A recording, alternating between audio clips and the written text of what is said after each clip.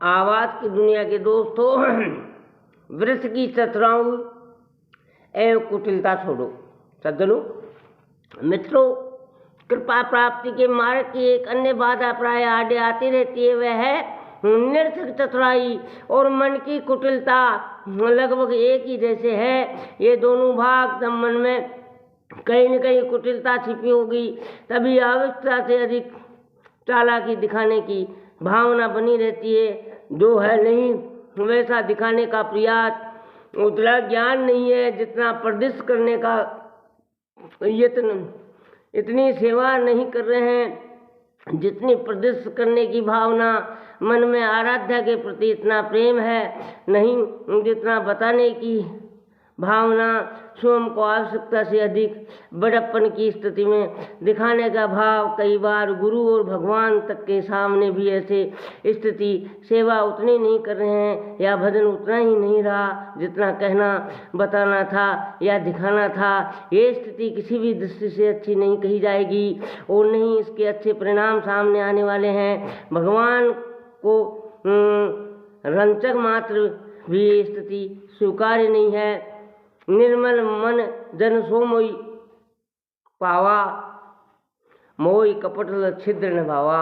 सुनेरी हमने निर्बल के बलराम। दुर्योधन अनेकानेक मेवा मिष्टान आदि तैयार करके भगवान श्री कृष्ण के भोजन पर आमंत्रित करता है, लेकिन उसके मन में कुटिलता है, कपट है, अतः ईश्वर कर देते हैं कपट है, अतः इंकार कर देते हैं श्री कृष्ण उसके यहाँ जाने अथवा कुछ भी खाने से। महाभारत युद्ध के प्रारंभ से पूर्व आचार्य द्रोण और पितामह भीष्म के पास भी दुर्योधन कुछ ऐसा ही भावना से जाता है। आचार्य द्रोण के दोनों सेनाओं का विवरण देते हुए दुर्योधन जिस कुटिल नीति का प्रयोग करता है, उससे पितामह और आचार्य दोनों भीतर से अप्रसन्न होते हैं। कौरव सेना 11 अक्षरोणी है और पांडव सेना 7 अक्षरोणी। रथी महारथी भी कौरव सेना में पांडव सेना की अपेक्षा कम नहीं है।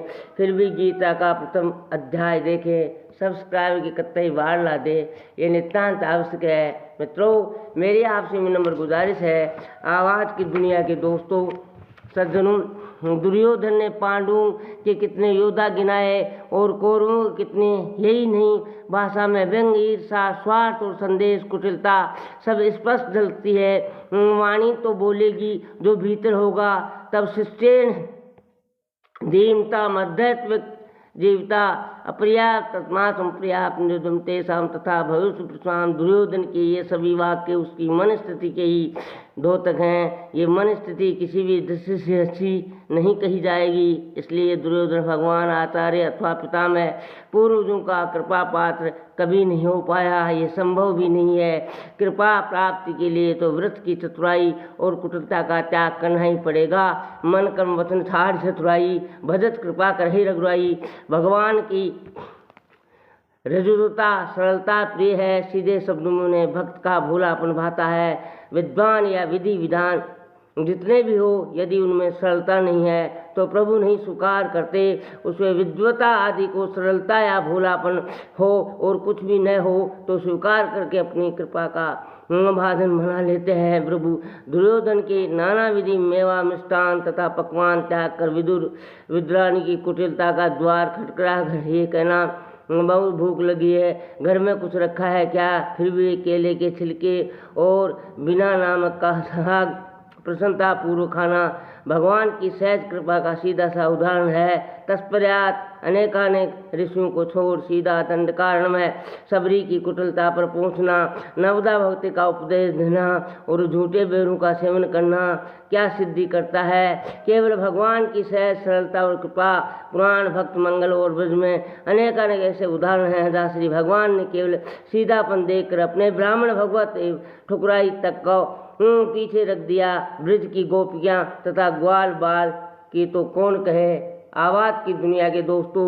अहम भाग्यम भाग्य नद्दम गोप्रभजो का शासम यनेत्रम परमानंदम पूर्ण ब्रह्मा सनातनम, अर्थात पूर्ण परमानंद ब्रह्म परमात्मा भगवान श्री कृष्ण जिन ग्वाल बालों के साथ हैं उनके भाग्यों की सराहना तो निश्चित है, लेकिन सीधे साधे ग्वाल बालू और भोली भाली गोपियों के साथ सहज लीलाएं करने वाले, माखन के रूप में उनके भाव को स्वीकार करते हुए स्वयं को माखन चोर कहलाने वाले भी हिचकिचाहट न करने वाले, ग्वाल बालों के साथ मिल बैठ खाने उनकी जूठन तक स्वीकार करने वाले, कभी कभी उनकी गाली तक सुनकर भी मुस्कुराने वाले और उनके रूठ जाने पुनः ये कहकर मैं तो तुम्हारे सका हूँ, तुम्हारे लिए ब्रज में आया हूँ मनाने वाले कन्हैया की स्थिति देखी।